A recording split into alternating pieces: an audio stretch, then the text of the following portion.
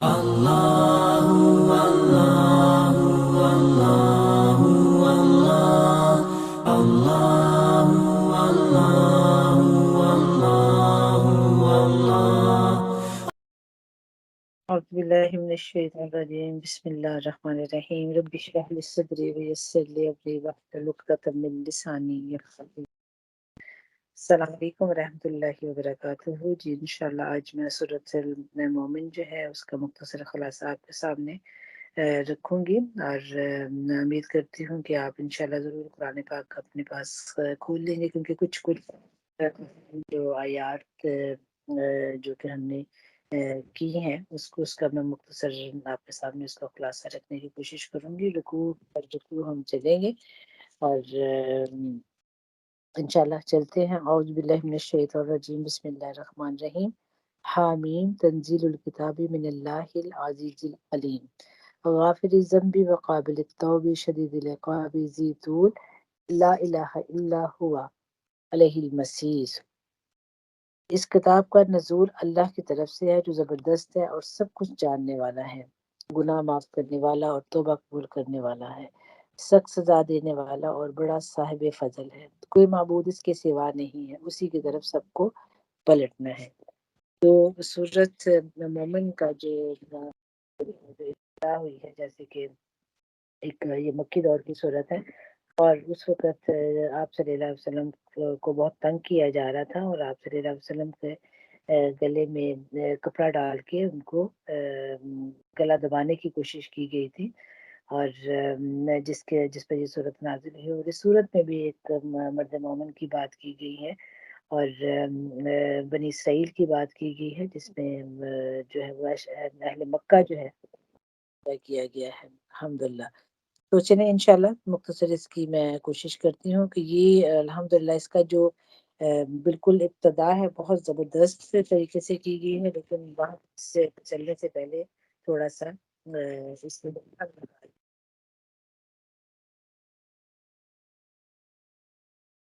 اس صورت میں آپ کو انفس کے علاوہ عقلی اور تاریخی دلائل پر غور فضول بحث اور تکرار سے بچنے، اقتدار اور اثار کے نشے سے نکلنے اور دعوت توحید اور آخرت کو قبول کر لینے کا مشورہ ہے،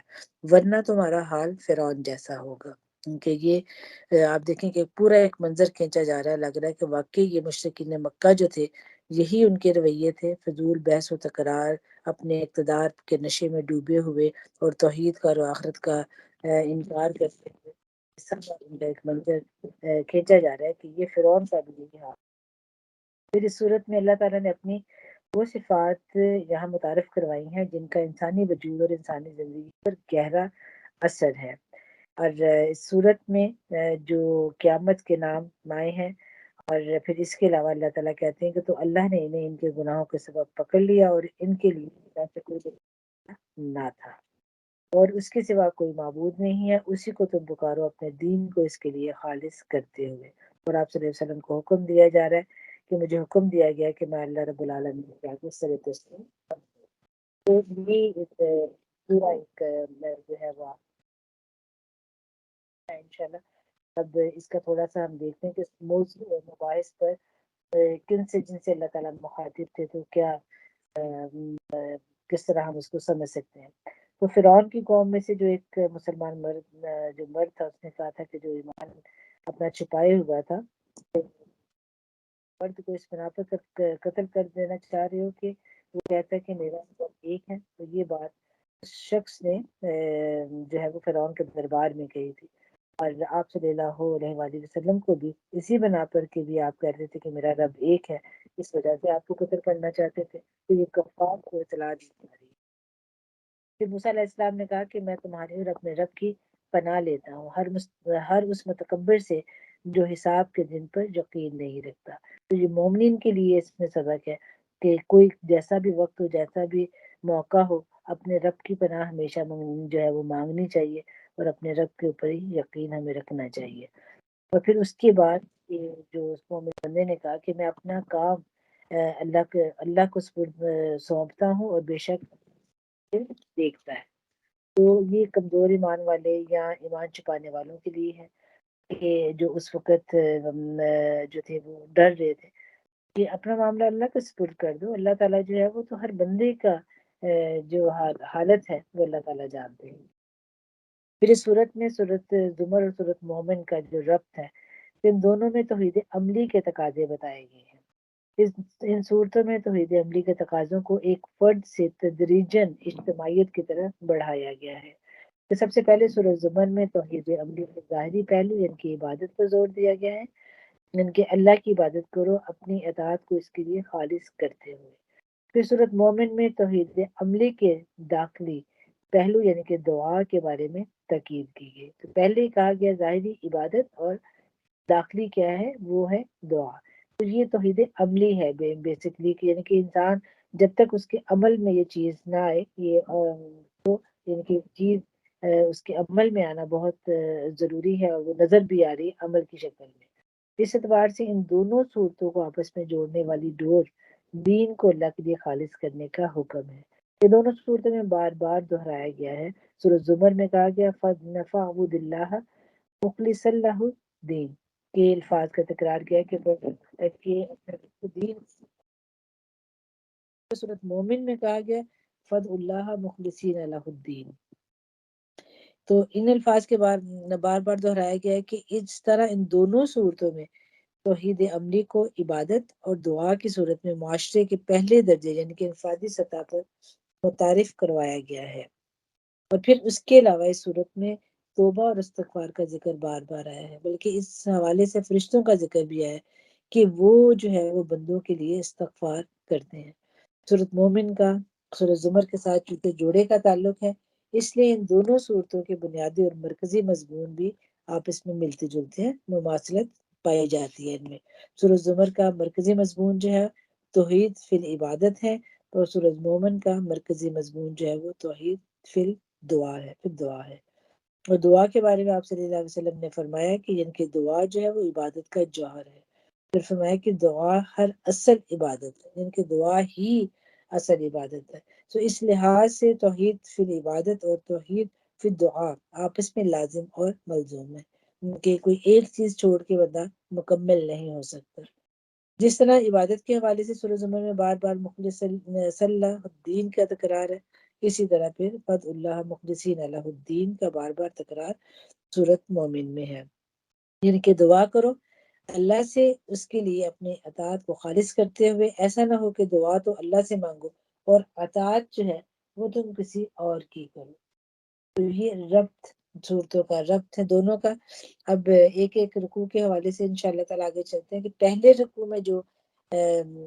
سب سے پہلے جو اللہ تعالیٰ نے بات کی ہے کہ اپنی ایک کتاب جو ہے اللہ تعالیٰ نے نازل کی ہے، حامیم یعنی کہ حروف مقطعات، اور پھر تنزیل الکتاب کہ یہ کتاب جو ہے وہ اللہ تعالیٰ کی طرف سے نازل کردہ ہے،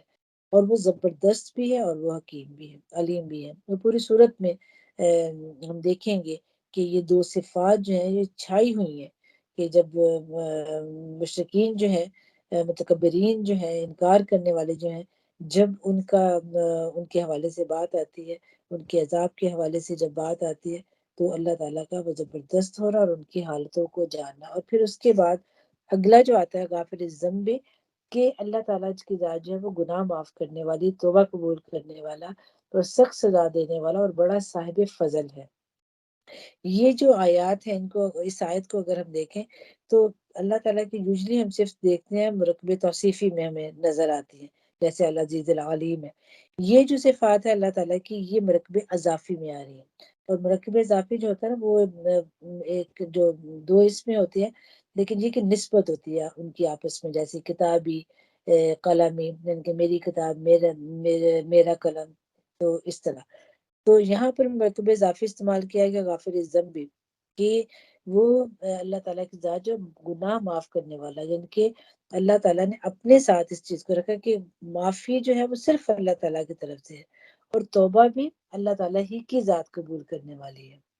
بار بار جو ہے وہ قبول کرنے والی، اور شدید العقاب کہ وہ جو ہے وہ سخت سزا دینے والی ہے، یعنی کہ جو اس کا عقاب جو کہتے ہیں کہ شکار کو جیسے پکڑنا کہ ٹارگٹ جو ہوتا ہے تو اس کو پتہ ہے کہ کون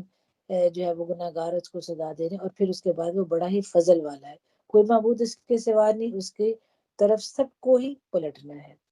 پھر اس کے بعد فرشتوں کی بات آ جاتی ہے کہ جو عرش الہی کے فرشتے ہیں، حامل فرشتے ہیں، جو عرش کے گرد حاضر رہتے ہیں اور سب اپنے رب کی حمد کے ساتھ اس کی تسبیح کر رہے ہیں، وہ اس پر ایمان رکھتے ہیں اور ایمان لانے والوں کے حق میں دعائیں مغفرت کرتے ہیں۔ تو یہ ہماری خوش قسمتی کہ دیکھیں فرشتے بھی ہمارے لیے مغفرت کی دعا، شروع میں ہے نا غافر الذنب، تو مغفرت دعا جو مانگنا ڈھانپ لیتا ہے اللہ تعالیٰ، تو فرشتے بھی مغفرت کی دعائیں کرتے ہیں اور کہتے ہیں کہ اے ہمارے رب تو اپنی رحمت اور اپنے علم کے ساتھ ہر چیز پہ چھایا ہوا ہے، بس معاف کر دے اور عذاب دوزخ سے بچا لے ان لوگوں کو جنہوں نے توبہ کی۔ پھر توبہ کی بات آ گئی کہ توبہ کرنا آیا نا شروع میں، وقابل التوب، کہ توبہ قبول کرنے والے اللہ کی ذات، اور تیرا راستہ اختیار کر لیا، اور اے ہمارے رب اور داخل کر ان کو ہمیشہ رہنے والی ان جنتوں میں جن کا تو نے ان سے وعدہ کیا ہے، اور ان کے والدین اور بیوی اور اولاد میں سے بھی جو صالح ہیں ان کو بھی وہاں سے ان کے ساتھ ہی پہنچا دے، تو بے شک تو جو ہے وہ قدر مطلق اور حکیم ہے۔ تو یہ ایک خوش قسمتی مومنین کے لیے کہ ان کے جو رشتہ دار خاندان کے بندے ہوں گے ان کو بھی ساتھ ملا دیا جائے گا۔ سورۃ طور میں آیا ہے کہ اگر ایک شخص جنت کے بلند درجے کا مستحق ہوگا کہ اس کے والدین یا بچے نیچے والے درجے کے مستحق ہوں گے تو انہیں نیچے نہیں بلایا جائے گا بلکہ اوپر بلایا جائے گا۔ پھر اس کے بعد اگلا یجادلو فی آیات اللہ، کیونکہ وہ اللہ تعالیٰ کسی کے بارے میں جھگڑے کرتے ہیں، تو یہ مشرکین کا بتایا گیا۔ تو کہا گیا کہ تم ان کے بارے میں کسی دھوکے میں نہ آ جانا، فکر نہ کرنا، پریشان جو نہ ہونا ان کا چلنا پھرنا دھوکے میں نہ ڈالے۔ پھر رکوع 2 جو ہے اس میں یہ آ گیا توحید عملی، فض اللہ مخلصین، کہ اللہ تعالیٰ کے کو پکارو، اللہ تعالیٰ کو مخلص ہو کے اس کے دین کے لیے، اگرچہ کتنا ہی ناپسند ہو کافروں کو، کی پرواہ نہ کرو، بس اللہ تعالیٰ کا جو توحید ہے اس کی طرف تم پلٹو، اللہ ہی کو خالص کر کے پکارو۔ اور پھر قیامت کی یہاں پر منظر کھینچا گیا کہ قیامت کا دن جو ہے وہ اس سے خبردار کر دیا گیا کہ جب سب لوگ، وہ دن ہوگا سب لوگ بے پردہ ہوں گے، اور پھر اللہ تعالیٰ ان کو کوئی بات جو ہے وہ چھپی ہوئی جو ہے وہ نہیں ہوگی۔ اور اس رکوع میں جو ہے وہ قیامت کا جو 3 ڈفرنٹ جو ہے وہ مناظر اس میں کھینچے گی۔ ایک تو یہی بتایا گیا کہ اللہ تعالیٰ کو بہت غصہ ہوگا اس دن، اور اللہ تعالیٰ کہیں گے کہ جب لوگوں کو بہت غصہ آگا، اللہ تعالیٰ کہیں گے کہ آج تمہیں جتنا غصہ اپنے اوپر آ رہا ہے اس سے کہیں زیادہ غصہ مجھے آتا تھا جب تمہیں پکارا جاتا تھا تمہارے رب کی طرف اور تم اس کا انکار کرتے تھے۔ اور پھر اس کے علاوہ پھر یہ کہ قیامت کا دن ہوگا کہ اللہ تعالیٰ کہیں گے کہ آج بادشاہی کس کی ہے، سارا عالم پکار اٹھے گا کہ اللہ واحد القہار کی، کہا جائے گا کہ آج ہی ہر متنفس کو اس کمائی کا بدلہ دیا جائے گا جو اس نے کی تھی، آج کسی پر بھی کوئی ظلم نہ ہوگا، اور اللہ حساب لینے میں بہت تیز ہے۔ اور اس میں بھی آپ دیکھو کہ اگر یوم طلاق یعنی کہ ملاقات کا دن ہوگا، قیامت کا دن جو ہوگا وہ ملاقات کا دن ہوگا۔ اور پھر آ رہا آیت 18 میں یوم العازفہ، کہ وہ اس دن جو کہ قریب آ لگا ہے، کہیں وہ دور نہیں، آنکھ بند ہوگی تو وہ قریب ہے، وہ دن آ لگا۔ اور بے شک اللہ تعالیٰ کی ذات سننے والی ہے، جاننے والی ہے، جہاں پر اللہ تعالیٰ کی جو صفات آئیں، السمیع البصیر، للہ الواحد القہار، والحکم للہ العلی الکبیر۔ رکوع 3 اور 4 میں یہ جو قیامت جو اگلے جو نام آ رہے ہیں قیامت کے، وہ ہم دیکھیں گے کہ وہ آئے ہیں کہ یوم الاحزاب یعنی کہ گروہوں کا جو دن ہے اس کا، پھر یوم الحساب کہ حساب کا دن ہوگا، یوم تناد کی اعلان یعنی کہ جب وہ اعلان کیا جائے گا، پکار کا دن ہوگا، اور پھر یہ کہ یوم العازفہ کے قریب لگا ہوا دن۔ تو یہ قیامت کے جو دن ہیں ان کے حوالے سے، اور پھر اللہ تعالیٰ ان دونوں رکوعوں میں جو بتا رہے ہیں متوجہ کروانا چاہتے ہیں، اللہ تعالیٰ فرماتے ہیں تو اللہ نے انہیں ان کے گناہوں کے سبب پکڑ لیا، اور ان کے لیے اللہ سے کوئی بچانے والا نہ تھا۔ اللہ سے تمہیں کوئی بچانے والا نہیں ہے، اور اللہ جسے اللہ گمراہ کر دے وہ کوئی راہ دکھانے والا نہیں۔ یعنی یہ پوری قیامت کی بات کر کے ان لوگوں کے بارے میں بتایا کہ جس قیامت کے دن جو ان کی حالت ہوگی اور جو دن بتائے گئے ہیں تو وہ یہ لوگ ہوں گے، ایک مومن جو ہوگا اس کے لیے تو کوئی خوف اور غم نہیں ہوگا، اور اللہ یوں ہی ایسے گمراہ کرتا ہے جو حد سے بڑھنے والا اور شک کرنے والا ہے۔ اور پھر اللہ ہر متکبر اور سرکش کے دل پر اسی طرح مہر لگا دیتا ہے۔ تو رکوع 3 اور 4 میں اللہ تعالیٰ نے قیامت کی منظر جو ہے وہ کھینچا ہے، اور پھر اس کے ساتھ ساتھ جو اللہ تعالیٰ نے بتا دیا کہ یہ لوگ جو متکبر ہیں، جبار ہیں، ان کے دلوں پہ اللہ تعالیٰ نے مہر لگا دی ہے ان کے اپنے رویوں کی وجہ سے۔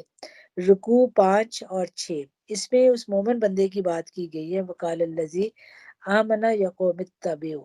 کہ وہ جو ایک شخص جو کہ اس کے فرعون کے دربار میں تھا، تو وہ اس نے کہا کہ اے میری قوم، ان کے بھی میں تمہاری پیروی کر رہا ہوں، میں تمہیں سیدھے رستے کی طرف تمہاری رہنمائی کر رہا ہوں، تو میری بات کیوں نہیں مان رہے ہو؟ جب انہوں نے نہیں مانا تو اس نے کہا کہ وَأُفَوِّضُ امری، میں تو اپنے آپ کو، تو اپنا معاملہ اللہ کے سپرد کرتا ہوں، اور بے شک اللہ تعالیٰ دیکھنے والا ہے بندوں کو۔ اور پھر حضرت موسیٰ علیہ السلام کے حوالے سے اللہ تعالیٰ نے کہا کہ موسیٰ علیہ السلام کو اللہ تعالیٰ نے ہدایت دی، اور بنی اسرائیل کو کتاب دی اور وارث بنایا، اور پھر ہدایت اور ذکر دیا، اور یہ اس سے فائدہ حاصل کون کرتا ہے؟ عقل والے۔ حکم دیا گیا صبر کرنے کا، کہ بے شک اللہ کا وعدہ حق ہے، اور بخشش مانگو اپنے گناہوں کی، اور تسبیح کرو اس کی حمد کی صبح اور شام، اور اللہ ہی سے پناہ مانگو، بے شک اللہ تعالیٰ سننے والا ہے، اللہ تعالیٰ دیکھنے والا ہے۔ وقال ربکم ادعائی، اور پکارو اور یہ جو آیت ہے، آیت 60، ہاں جی، آیت 60 آئی ہے الحمدللہ، اور اس میں جو بتایا جا رہا ہے، اللہ تعالیٰ کیا کیا بتا رہے ہیں اس آیت میں، کہ کہ مجھے پکارو، میں تمہاری دعائیں قبول کروں گا، اور جو لوگ گھمنڈ میں آ کے میری عبادت سے منہ موڑتے ہیں، ضرور وہ ذلیل و خوار ہو کے جہنم میں داخل ہوں گے۔ تو اس رکوع میں مرد مومن جو تھا، اس کا ایک دعوت کا انداز، اس کا ایمان جو تھا، اس کے حوالے سے بات کی گئی، اور تسلی بھی دی گئی ہے کہ اللہ تعالیٰ سے مدد مانگو، صبر کرو، اللہ تعالیٰ تمہاری مدد کریں گے۔ اور رکوع 7 اور 8 میں، اس میں پھر اللہ تعالیٰ کی توحید کی بات کی گئی ہے، ذالکم اللہ، کہ یہی تمہارا اللہ تمہارا رب ہے، اس نے پیدا کیا ہر چیز کو، نہیں الہ مگر وہ۔ اور پھر یہ کہ فتبارک اللہ رب العالمین، کہ اللہ تعالیٰ کی ذات جو ہے وہ بابرکت ہے، اور وہ تمام جہانوں کا رب ہے۔ الحمدللہ رب العالمین، تمام تعریف اللہ کے لیے ہے، وہ تمام جہانوں کا رب ہے۔ هو اللہ هو الحی حی لا الہ الا، کہ وہ زندہ ہے، نہیں الہ مگر وہ، بس پکارو اس کو اس کے دین کے لیے، اس کو خالص کر کے، جیسے شروع میں کہا تھا کہ بار بار یہ آیات جو ہیں یہ آئیں گی، یہاں پھر آیت 7، رکوع 7 اور 8 میں اللہ تعالیٰ پھر یہ ان آیات کو، یہ بالکل قریب قریب تمام آیات آ رہی ہیں۔ فتبارک اللہ رب العالمین هو الحی لا الہ الا هو فادعوہ مخلصین لہ الدین الحمد للہ رب العالمین قل انی نہیت ان اعبد الذین تدعون من دون اللہ لما جاءنی البینات من ربی وامرت ان اسلم لرب العالمین، کہ اپنے آپ کو جو ہے وہ اللہ تعالیٰ کے سپرد کر دو، سر تسلیم خم کر دو، اور ہمارے لیے بھی یہی حکم ہے، یہ حکم دیا گیا ہے ہمیں۔ اور یہ کیونکہ دین کی بار بار جو ہے وہ بات آ رہی ہے کہ اپنے دین کو خالص کر دو، تو دین کے 4 جو معنی ہمیں نظر آتے ہیں، کہ حاکمیت اللہ کی، محکوم انسان ان کے سپردگی، جزا اور سزا، بدلے کا دن، اور قانون، ان کا قانون کیا تھا؟ شریعت ہوتی ہے۔ تو اسلامی معنوں میں اس کو ہم اس طرح لیتے ہیں کہ اللہ کی حاکمیت کو تسلیم کر کے اپنے آپ کو اس کی سپردگی میں دینا، اور آخرت کو مانتے ہوئے اس دنیا میں موت تک اس کی دی ہوئی شریعت پر عمل کرنا۔ تو ایک مکمل جو معنی دین کا آتا ہے، کہ پورا جو ہے وہ زندگی گزارنے کا طریقہ جو ہے وہ ہمیں ہمارا دین دیتا ہے۔ رکوع 7 اور 8 میں کفار کا رویہ بھی بتایا گیا، اور ان کا انجام بھی بتایا گیا۔ تو ان کا رویہ کیا، اللہ تعالیٰ بتا رہے ہیں کہ وہ کیا کرتے، لا یشکرون، شکر ادا نہیں کرتے، اور پھر فَأَنَّى تُؤْفَكُونَ، یعنی کہ وہ ایک تو شکر بھی نہیں ادا کرتے، اور پھر وہ بس بہہ کے پھر رہے ہیں، اور پھر اَنَّى یُصْرَفُونَ، اسراف کر رہے ہیں، حد سے بڑھتے چلے جا رہے ہیں، اور پھر من دون اللہ، اور پھر اللہ کے سوا جو ہے وہ دوسرے معبودوں کو بھی پکارتے ہیں۔ تو یہ ان کے تھوڑے رویے ان رکوع میں بتائے گئے، اور بتایا گیا کذالک یضل اللہ، اسی طرح گمراہ کرتا ہے اللہ تعالیٰ کافروں کو، اور کتنا برا ٹھکانہ ہے متکبرین کا، یعنی کہ ان کے رویے جو ہے، یہ ان رویوں کی وجہ سے پھر اللہ تعالیٰ ان کو گمراہ کرتے ہیں، اور پھر ان کا جو انکار اور ان کے تکبر کی وجہ سے ان کا ٹھکانہ جو ہے وہ بدترین جو ہے ان کو ملتا ہے۔ اور پھر بالکل آخر میں پھر اس پوری صورت کا ایک خلاصہ جو ہے کہ ہم نے دیکھا کہ اللہ تعالیٰ کی صفات اور اختیارات بتائے گئے صورت میں، فرشتوں کا مومنوں کے لیے دعائیں مانگنا، مغفرت کی دعا کرنا، قیامت کے دنوں کے نام، کہ قیامت اللہ سے ملاقات کا دن ہے، قیامت کو قریب لایا جائے گا، حساب کا دن ہے، گروہوں کا دن ہے، اور فریاد جو ہے فریاد کا دن ہوگا۔ اور پھر 51 آیت میں بتایا گیا ہے کہ جو اللہ کے دین کے گواہ ہوتے ہیں، اللہ ان کی دنیا اور آخرت میں مدد کرتے ہیں۔ یہ بھی جو ایک آیت بہت ہی اہم آیت اس صورت میں ہے کہ انا لننصر رسلنا والذین آمنوا فی الحیات الدنیا ویوم یقوم الاشہاد، ان کے جو لوگ دنیا کی زندگی میں کہ کرتے ہیں، کھڑے ہوتے ہیں گواہی کے لیے، تو اللہ تعالیٰ جو ہے وہ ان کو دنیا کی زندگی میں بھی آزماتا ہے، اور اس روز بھی کرے گا جب وہ گواہی کے لیے اللہ تعالیٰ کہتے ہیں کہ وہ کھڑے ہوں گے، تو اللہ تعالیٰ ضرور مدد کریں گے، لننصرو، کہ البتہ ہم ضرور مدد کریں گے ہمارے بھیجے ہوئوں کی، اور ہر اس دائی کی جو اللہ کے دین کی مدد کرتا ہے۔ پھر بتایا گیا کہ ہدایت اور نصیحت جو ہے وہ عقل والے ہی حاصل کرتے ہیں۔ پھر کہا گیا، حکم دیا گیا کہ صبر کرو، استغفار کرو اور تسبیح کرو، اور پھر اللہ تعالیٰ کی جو صفات اس صورت میں کچھ آئی ہیں، صفات الہی کبھی نہ بھولو کہ وہ فضل والا ہے، وہ رب ہے، وہ خالق ہے، وہ الہ ہے، وہ برکت ہے، وہ رب العالمین ہے، اور بھی اللہ تعالیٰ کی صفات اس صورت میں آئی ہیں۔ یہ چند صفات جو ہیں وہ میں نے لکھی، آپ اس میں اور صفات بھی ایڈ کر سکتے ہیں، اور پھر اس کے بعد ہم یہ کہ بس اس کو پکارو اپنے رب، اپنے دین کے لیے اسی کو خالص کر کے۔ تو یہ تھوڑا سا مختصر خلاصہ تھا